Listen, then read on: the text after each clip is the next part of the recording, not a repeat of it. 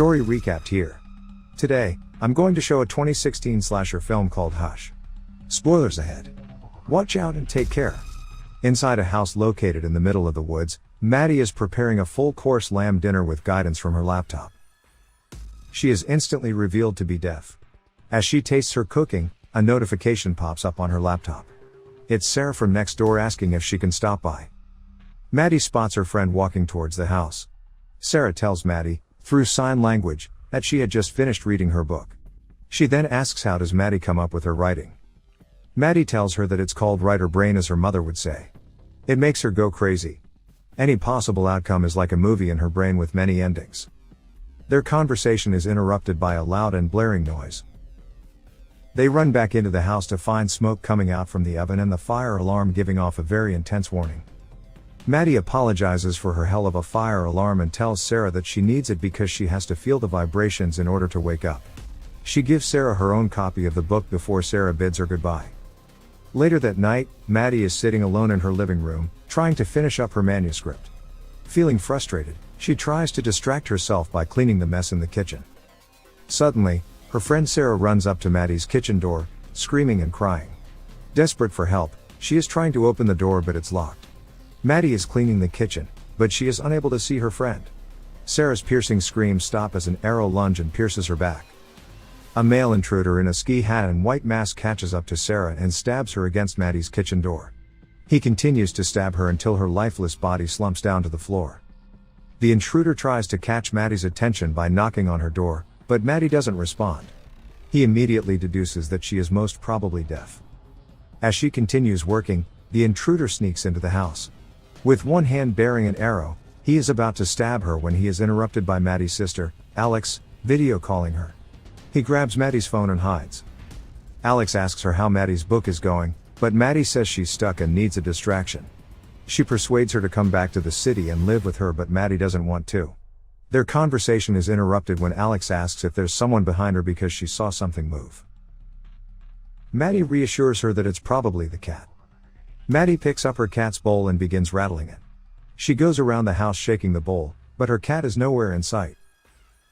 She pays no mind to this and leaves the bowl by the open door and goes back to her writing. A notification pops up on her laptop and reveals a message sent by Maddie's own phone. Confused, she opens the message to see a picture sent of herself while she was having the call with her sister. Petrified, Maddie walks to the open door to see the masked intruder holding her phone. She quickly closes and locks the door before he can get in. The intruder, armed with a crossbow, goes to every door of the house trying to get in, but Maddie locks all of them. The power goes out and from the window, she could see him slashing her tires. There's no chance of escape now. Maddie grabs a lipstick from her bag and desperately writes on the glass door. She says that she won't tell anyone she hasn't seen his face, and her boyfriend is coming home soon. She's hoping that the man would accept her bluff. The intruder takes off his mask to reveal his face and neck tattoo. He asks Maddie if she can read his lips, to which she nods. Now that she has seen his face, he has to kill her. Maddie runs back to her kitchen to grab a knife. She goes to her bedroom and secures the door and windows. As she huddles up in one corner, trembling and crying, something starts banging on one of her windows. Terrified, she looks up to see the intruder carrying Sarah's dead body and banging her lifeless arm against the window pane. Maddie drops her knife in shock and backs away, crying at the sight of her dead friend. Maddie realizes that Sarah must still have her own phone with her. She tries to distract the intruder by activating her car alarm. Once he's occupied, a gasping Maddie makes a run for it, opens the window and reaches for the phone inside her friend's back pocket. The intruder immediately catches her in the act. He tries to snatch her, but she closes the window on his fingers. He screams in pain and tries to pry open the windows, but she smacks his arms out with a hammer, causing him to withdraw, and locks the window again. Wasting no time, Maddie hides from the intruder as he circles back around the house. She quietly sneaks out of the kitchen door and hides under the crawl space of the patio. Just as she's about to make a run for it, the intruder launches the crossbow, which stops her in her tracks. Refusing to be a deer in headlights, she runs back to the house and makes it safely inside, barely escaping with her life. Desperate for a way out, Maddie goes upstairs to her loft. She cracks open a window, squeezes herself out, and lands on the roof. With shaking hands, Maddie then tosses a flashlight into the woods behind her house. This catches the intruder's attention and he follows the light. She starts walking across the roof to the front of the house, her legs shaking with fear. As she's climbing down from the roof, the intruder surprises her with an arrow at her leg. He takes another shot and narrowly misses her head. Maddie pulls herself up as she grits her teeth from the pain. The intruder begins to climb up to the roof, but Maddie knocks him over in time to grab his crossbow and toss him back to the ground. With a painful limp, she carries back the crossbow into the house just in time to close the upstairs window. Just as she's trying to load the crossbow, Sarah's boyfriend, John, arrives at the front door looking for his girlfriend. The intruder stops him in his tracks, pretending to be a police officer. He asks John for identification and tells him that he responded to a 911 call made by a resident. He then tells John that an intruder knocked him over and took his gun and radio, and now he needs to borrow John's phone to call for backup. John grows suspicious and asks him how can Maddie have made the call when she's deaf and mute. John tells the intruder that there's probably a spare key hidden under one of the plants by the patio. As the intruder goes to look for the key, John sneaks up behind him with a rock in hand, ready to strike. Maddie notices John from the kitchen door and begins banging on the glass. This distracts John and leaves an opening for the intruder to stab him on the neck. Gasping for air as the blood squirts out of his neck, John doesn't give up without a fight. They stumble into the ground and John traps the intruder in a chokehold. As Maddie watches to see the struggle, she runs over the different outcomes of escape in her current situation. She can't outrun him with an injured leg. If she uses the crossbow, it has to be a perfect shot. If she tries to get the power back on, he's going to catch her before she makes it back. If she hides, he only needs a rock to crash open one of the windows. In case the intruder doesn't find her, she's going to bleed to death anyway. She can't go back to the crawl space again. Her heart cries out in pain and she knows she's not going to last long and she's running out of time.